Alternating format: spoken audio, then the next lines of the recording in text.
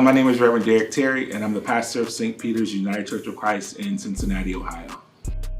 I was always active in the church, always played the piano, was president of the youth group growing up, and so people kind of felt like I was heading in that direction, and so I just felt like God wanted me to serve in that way.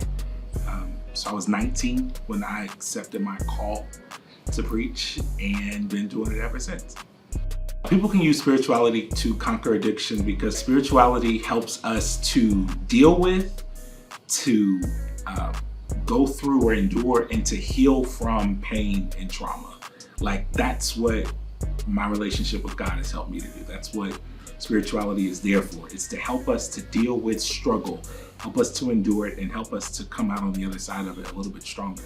And so that being said, it's a tool to use when you feel like there's nothing else that you can do. It's a power that you can tap into that has been really beneficial to me, and I've seen help other people as well.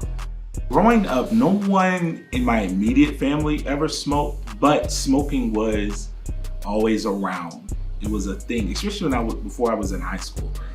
It was nothing to go to my grandmother's house for Sunday dinner or to a family member's house, and people would be there and ask, "Oh, do you have an ashtray?" or use an empty, soda can to smoke in. And so I remember when we were learning about secondhand smoke and all that kind of stuff in school, I remember being the one like, "You're not supposed to be smoking, auntie." Letting them know what's happening to my lungs. And so I did see just how culturally it was so accepted and so just like the norm. I remember my granddaddy had an old Cadillac, and in the back seat, in the doors, there were like little ashtrays everywhere, and so it was just like a part of the culture. And then looking at pictures, my grandmother, in a lot of her pictures, she's holding a cigarette in her hand. And I'm like, "Granny, I didn't know you smoked." She's like, "Oh, I didn't really smoke. I just thought it was cute." So it was just such a part of the culture. Some spiritual tips for someone trying to quit smoking is the importance of making the decision. Like I always tell people, one of the strongest things you could do is to decide something. Like when you decide it, you're not thinking about it, you're not pondering, it's a decision.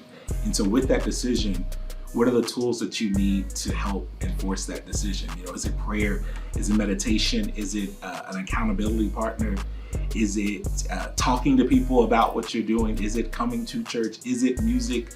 All of those are tools that can really help with addiction. And then also utilizing professionals. God made professionals to help us with those type of things, and handling the stress that causes you to smoke can help you to reduce the amount of smoking or to quit.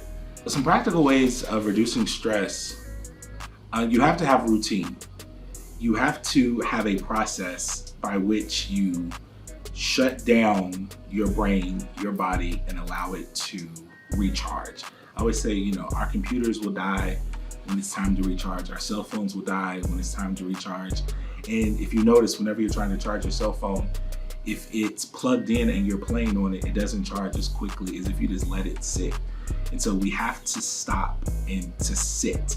And some practical things: you can take a walk, you can swim, you can sit on the porch, you can play with the kids, you play with the grandkids, you play with the dog.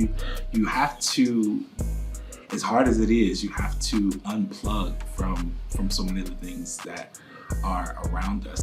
I think quit culture is needed for the Black community because we need stuff that is our own. Too often, when people create something for everybody, the Black people get lost in the everybody.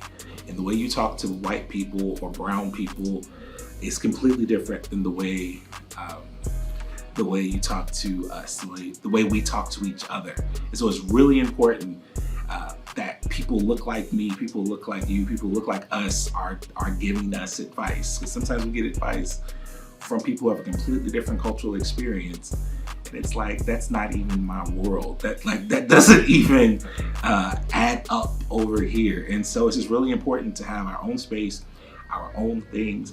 And I also think that the way it's presented is good. Like it's self-paced, it's online, so I don't feel like I have to go somewhere and sit in a room full of people and be exposed. I can do it in the comfort of my own home and hear advice and get tools and have other resources to go to. So I think it's really important. My inspirational word would be ask the Savior to help you. To just like literally, it sounds so cheesy, but like pray. Like prayer is such a powerful tool because it centers us and helps us to align our thoughts. If you are comfortable with it, I would suggest even writing some of your prayers, because that can help you to figure out why it's difficult.